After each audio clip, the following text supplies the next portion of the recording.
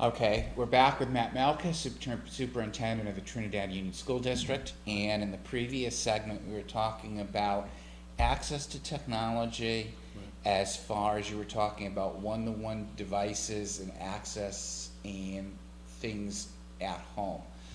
The first thing I want to raise, as far as in a lot of stuff that I do, I'm in multiple school district schools and accessing thing and web-based tools, is dealing with the issue of the filters.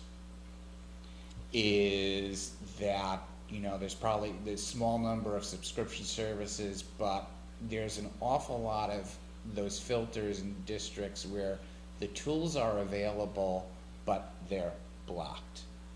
Sure. A lot of it is based upon this whole thing that they've got third-party content. And I want to sort of get your feelings about that. Sure. Well, that's the filtering is a necessary evil, as we say in education. As a superintendent, one thing that I am keenly aware of is the young person's mind and their ability, need, and want to explore information. So sometimes when they're exploring information, it can lead them down that inappropriate path, Right. and looking at third-party content, or even what some would consider adult content, Right. and not appropriate for the school setting, Right. or for a minor school Right. age students.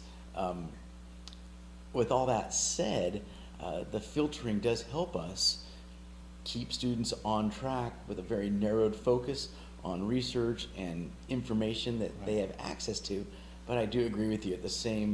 On the same token, it's also quite a hindrance Right. for us to get different applications and technological applications to the students. Right.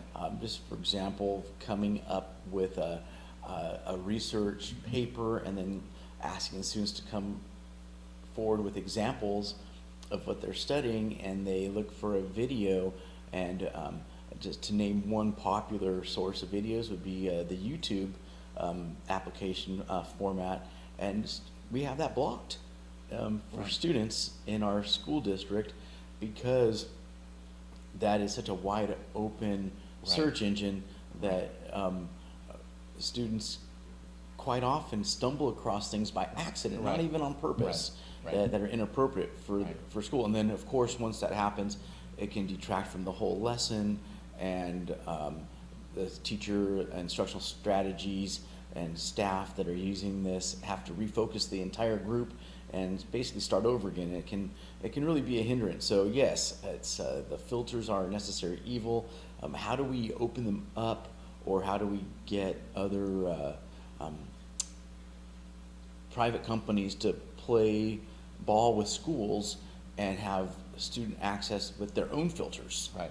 Is another concept to bring up on Right. on this one. Right. Right.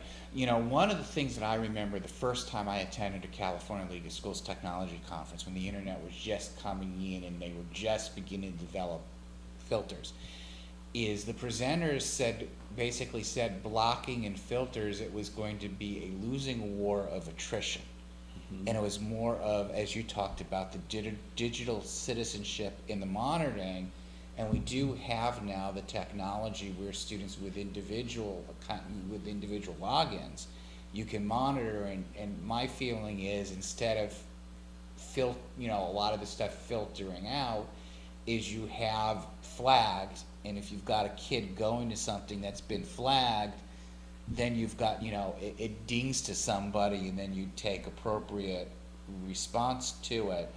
And as you said, you've got YouTube, we've got more and more now on this stuff going into the cloud, which is multiple party. And if we keep blocking, I know in our case, when we develop story maps, is the best tool is to have the kids upload their photos to Flickr, which most schools on their filters, they can have their Flickr account and they can upload it, but then when they're trying to get it to be able to take a look at it, to be able to grab the URL in the appropriate format to put into a story map, it's blocked.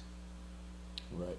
And again, and then we've got the whole thing now with recent federal copyright laws that now a lot of teachers now are resistant to those things that they can access, to copy the image to paste into something, because you've got that thing as far as asking permission of the provider. Sure.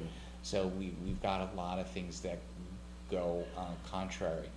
The final thing I want to ask your opinion on, because you mentioned the one-on-one device and the whole thing about way the students to purchase, depreciation as far as on that.